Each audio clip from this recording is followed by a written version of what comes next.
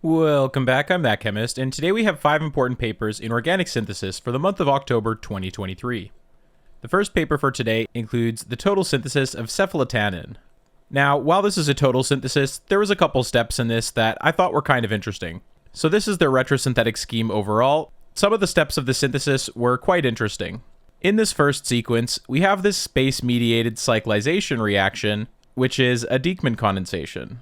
The ketone that is formed is then converted into the isopropyl ether upon treatment with isopropanol and camphor sulfonic acid. What I really liked is the conversion of this vinyl ether into the corresponding ketone over a few steps. Initially, alkylation of this center was done from the corresponding iodide, which was prepared in situ from sodium iodide. Next, this underwent reduction, fully reducing this to an alcohol, reducing this ketone to an alcohol, and then upon treatment with HCl, this eliminates the alcohol and affords the corresponding ketone.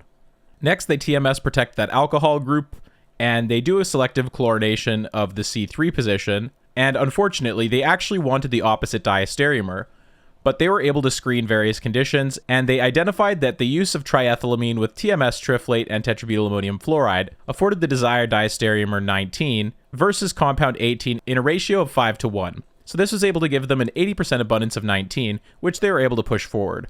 After this, it's relatively straightforward chemistry, including the reduction of this carbonyl to an alcohol stereoselectively, the addition of an acetate group onto that alcohol, followed by the deprotection of this TMS group with citric acid. This then gets converted to the corresponding aldehyde via DMP oxidation, and finally, basic cleavage of the acetate unmasks this alcohol to give us compound 11. The authors then push this forward for the rest of their synthesis, and if you're interested to see that, I'd encourage you to check out the full paper. The second paper for today involves this interesting scandium chemistry involving electrochemistry, as well as the use of this cyanopyridine and these alpha ketoesters in the presence of ammonia gas to afford them with pyridine-containing alpha amino acid derivatives. The scope of this chemistry is quite good. Some highlights of the scope include the inclusion of a cyclopropane group, an alkyne group, a benzyl ether, as well as this acetal and this indole derivative. The authors also scaled up this chemistry using the apparatus shown here, affording them with 10.7 grams of the product 3A. In addition, it was possible to resolve their products using this chiral auxiliary, and through HPLC resolution and subsequent deprotection, they're afforded with enantiopure 6 for both of the relative enantiomers. So this is a potential way to resolve this, although they do still need to do an HPLC resolution, but nonetheless, the fact that this is able to work using graphite electrodes is quite exciting. This is a relatively straightforward setup, and this looks like something you might even be able to do at home, aside for the ammonia gas part.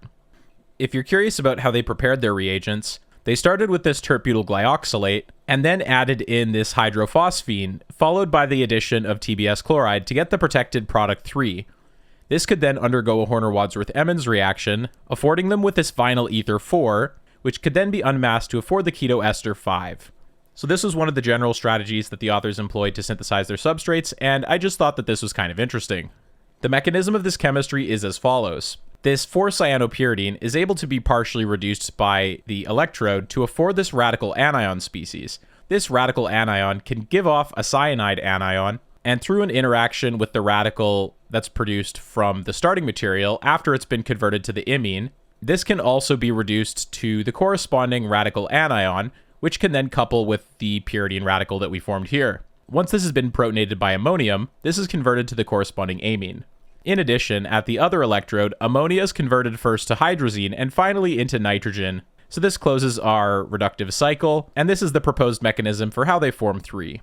The third paper for today involves the photocatalytic anti-Markovnikov hydroamination of alkenes using primary heteroaryl amines. In this work, they oxidize the corresponding aniline to an aniline radical cation, which is then able to add into alkanes in the presence of a thiol co-catalyst, affording them with these substituted products. The scope of this chemistry was really good, and we had a hard time picking the substrates to show. Here you can see a number of different pyridine derivatives, including this bis-chloroether derivative, this triflate-containing pyridine, this TMS alkyne derivative, a boronate, as well as some more complex examples.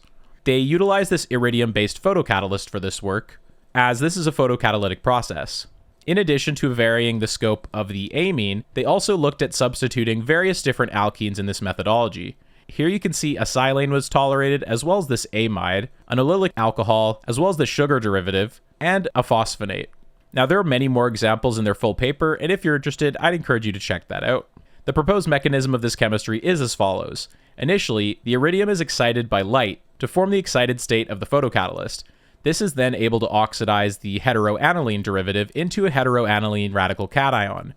This radical cation is able to add into this alkene, producing a carbon-centered radical. This carbon-centered radical is then able to steal a proton from this thiol, generating a sulfur radical, and this sulfur radical is able to undergo an electron transfer, become a thiolate again, and steal another proton from solution, so that it can give up another H radical later.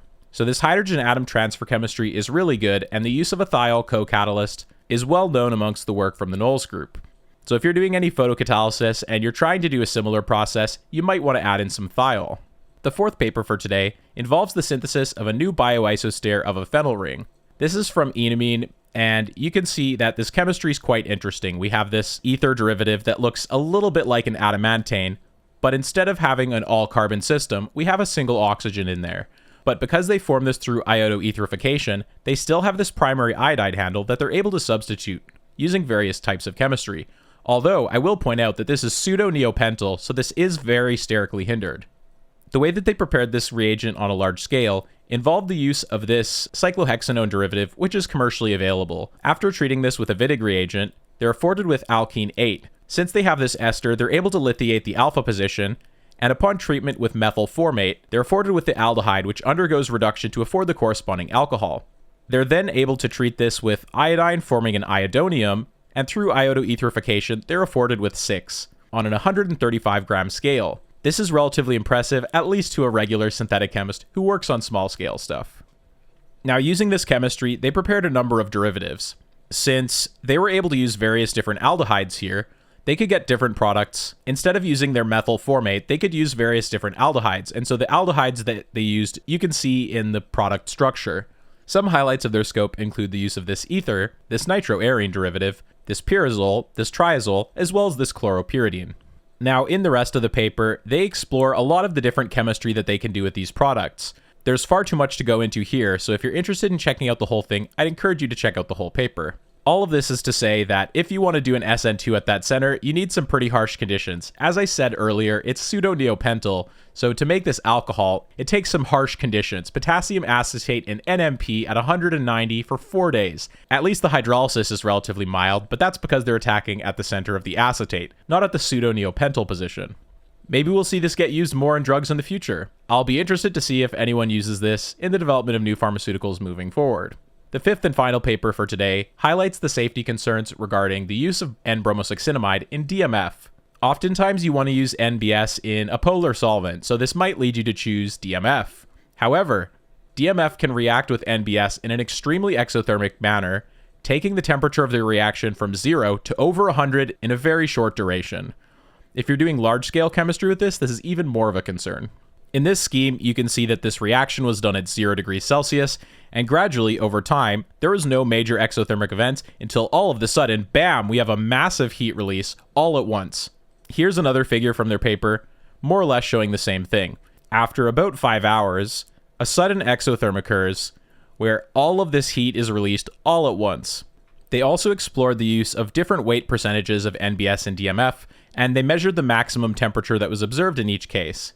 The key takeaway from this work is that if you're using NBS and DMF, you need to be concerned no matter what. Even when it's present at 12 weight percent, the decomposition still occurs, and the more concentrated this gets, the sharper the peak is and the faster it happens. So this is definitely a significant safety concern for anybody doing brominations. So if you know someone doing brominations with NBS and DMF, it would be a good idea to talk to them about it. There's also a number of honorable mentions for this month. If you're interested in checking them out, I'll include links to those in the video description. Thanks for watching, and I hope you have a great day.